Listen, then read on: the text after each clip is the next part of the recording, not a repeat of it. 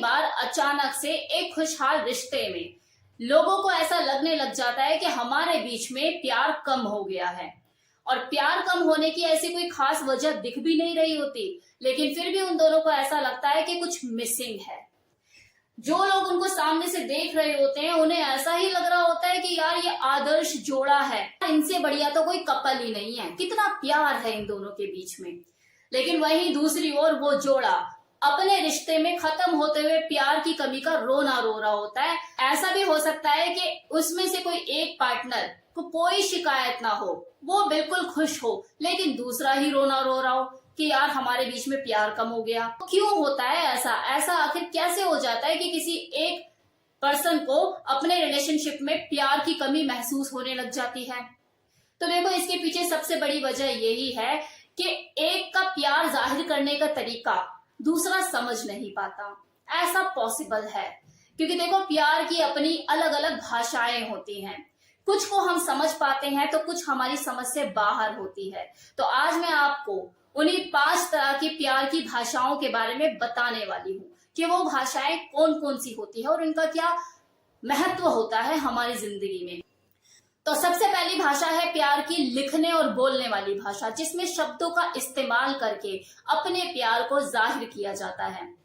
आप चाहे बोलकर किसी को अपनी भावनाओं को समझाओ या फिर लिखकर आई लव यू बोलो या फिर आई लव यू लिख कर टाइप करके मैसेज सेंड करो, सामने वाला आसानी से समझ ही जाता है कि आप कहना क्या चाहते हैं या समझाना क्या चाहते हैं। ज्यादातर लोगों को लिखने और बोलने वाली भाषा ही समझ में आती है और यही वजह है कि गाने, कविताएं, शायरी इतनी ज्यादा पसंद की जाती है, क्योंकि लोगों को समझना आसान होता है कि सामने वाला कहना क्या चाह रहा है। आपने अगर किसी को गाना भेज दिया तो मतलब वो समझ गया कि इलू इलू वाली चीजें हैं, अगला सीरियस है, प्यार श्यार का है मामला। एक देखो वो भी दौर था जब 2 लोग अपने प्यार का इजहार करने के लिए प्रेम पत्र का लेन देन किया करते थे। आज का स्वरूप बदल चुका है। अब इन सब चीजों की जगह चैट, व्हाट्सएप, मैसेजेस इन सब चीजों ने ले ली है। लेकिन देखो, अगर आप शब्दों का ही इस्तेमाल ज्यादा करेंगे तो ये भी चीज सही नहीं है। बड़े बुजुर्ग कह गए कि रस भरी बातों से ही संसार नहीं चलता, तो कुछ करना भी पड़ता है दूसरे के लिए। अब हम दूसरी भाषा के बारे में बात करते हैं, जो कि है काम वाली भाषा, मतलब काम से जताने वाली भाषा। देखो, कुछ लोग ऐसे भी होते हैं जिन्हें लच्छेदार रसीली बातें करनी नहीं आती। वो इसमें इतना एक्सपर्ट नहीं होते कि किसी को बातों की पट्टी पढ़ा सके, उसे रिझा सके। लेकिन इसका मतलब ये नहीं कि वो प्यार नहीं करते, इसका मतलब ये भी नहीं कि उन्हें प्यार जताना नहीं आता, लेकिन उनका तरीका अलग होता है। और वो तरीका क्या होता है जो वो अक्सर यूज करते हैं? काम में हाथ बटा के, उसके दैनिक कार्यों में या फिर उसकी जिम्मेदारियों में हाथ बटाकर, उसके सहायक बनकर वो अपने प्यार का इजहार करते हैं। लेकिन देखो, यहाँ पे एक प्रॉब्लम हो जाती है कि अगर आप उसके लिए कुछ ना कुछ करते ही रहते हैं तो उसको सारी चीजें नॉर्मली लगने लग जाती हैं कि हाँ चलो ये तो करता ही रहता है, मतलब उसकी कोई वैल्यू नहीं होती। ये भी होता है। तो थोड़ा सा बैलेंस में रहना चाहिए ताकि उसको उसकी कद्र भी हो। अब तीसरी भाषा कौन सी है? उपहार वाला प्यार।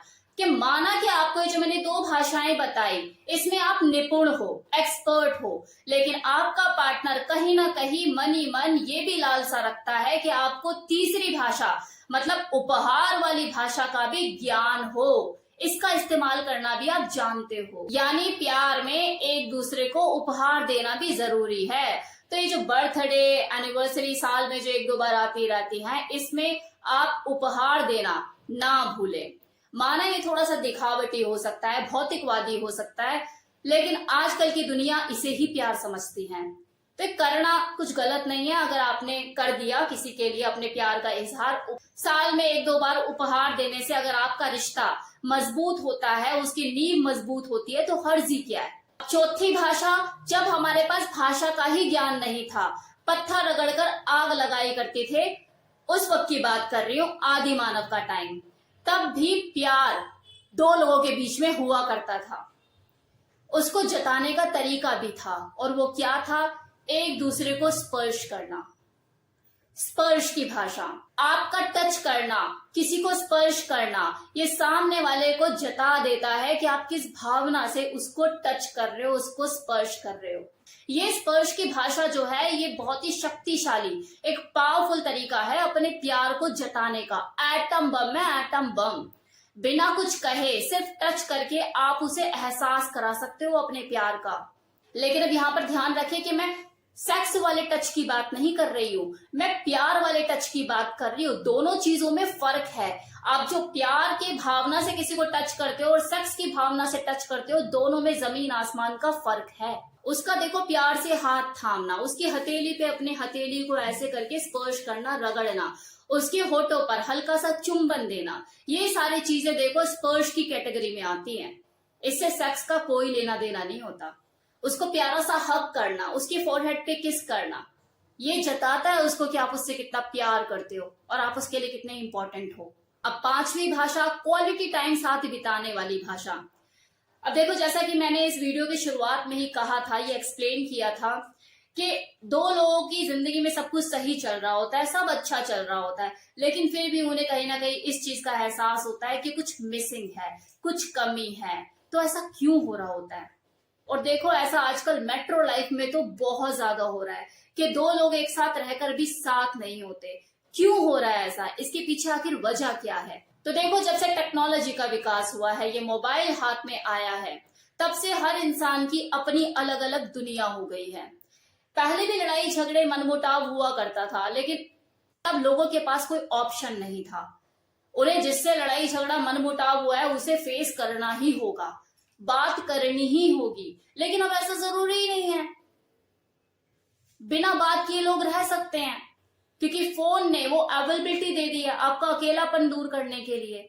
अब सामने वाले को ऐसी कोई खास जरूरत लगती ही नहीं है कि हाँ ठीक है, मूड खराब है, चलो फोन में लग गए, अपने आप ठीक हो जाएगा मूड, तब बात कर लेंगे।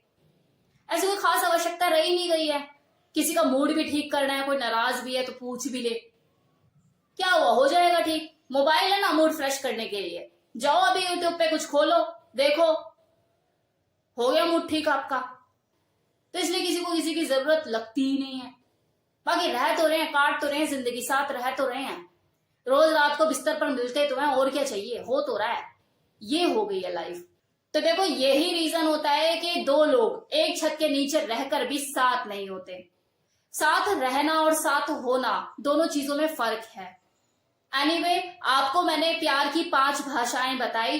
हो सकता है कि 1-2 भाषाओं में आप निपुण हो, और हो सकता है कि 5 में ही निपुण हो, लेकिन जो एक्सपर्ट नहीं है वो अपने रिश्ते को बचाने के लिए थोड़ा थोड़ा हर भाषा को समझ ले, इसका ज्ञान ले ले, और अपनी लाइफ को हैप्पीली एंजॉय करे। कैसा लगा वीडियो बताना मत भूलिएगा। Thank you so much.